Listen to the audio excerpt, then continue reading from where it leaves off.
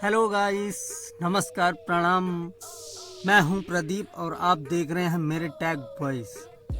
आज का वीडियो का टॉपिक है विभीषण का राज्य अभिषेक। तो आप लोग आगे कमेंट में भी बताना आपको वीडियो कैसी लग रही है। तो अब वीडियो स्टार्ट करते हैं।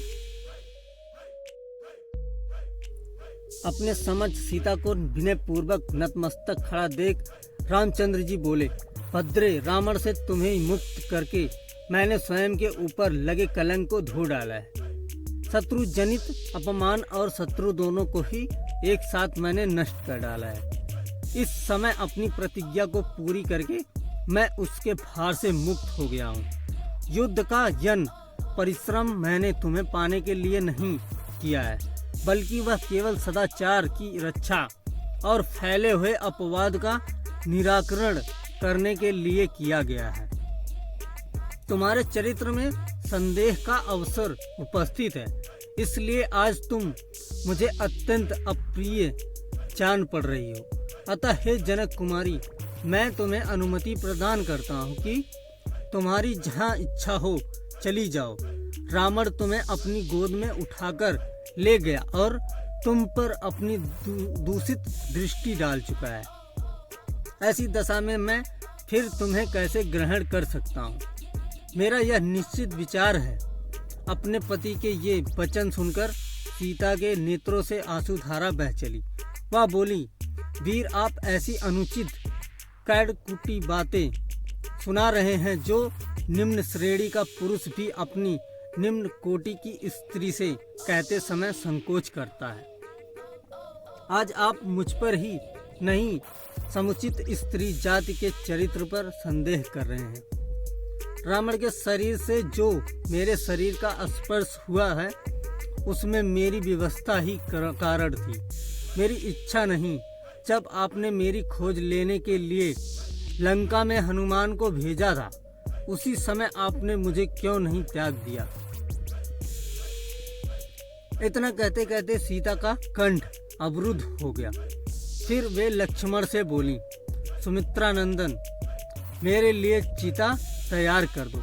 मैं मिथ्या कलंक से कलंकित होकर जीवित नहीं रहना चाहती।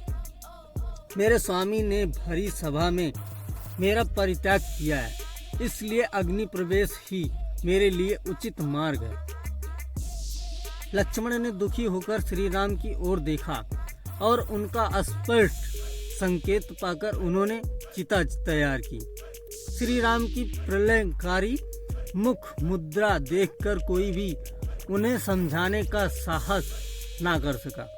सीता ने चिता की परिक्रमा करके और राम देवताओं तथा ब्राह्मणों को प्रणाम करके यह कहते हुए चिता में प्रवेश किया, यदि मेरा हृदय कभी एक क्षण के लिए भी श्री रघुनाथ जी से दूर ना हुआ हो तो संपूर्ण संसार के साक्षी अग्निदेव मेरी रक्षा करें।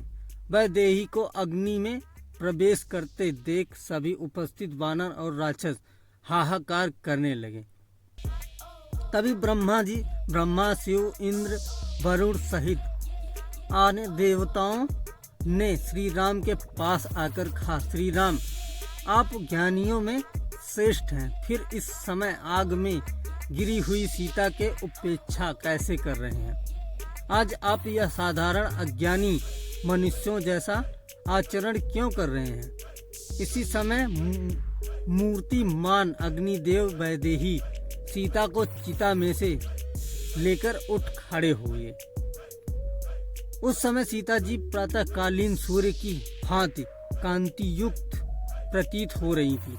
अग्नि ने रघुनाथ जी को सीता को सौंपते हुए कहा, श्री राम, आपकी पत्नी सीता परम पतिव्रता है, इसमें कोई पाप या दोष नहीं है, इससे स्वीकार करें।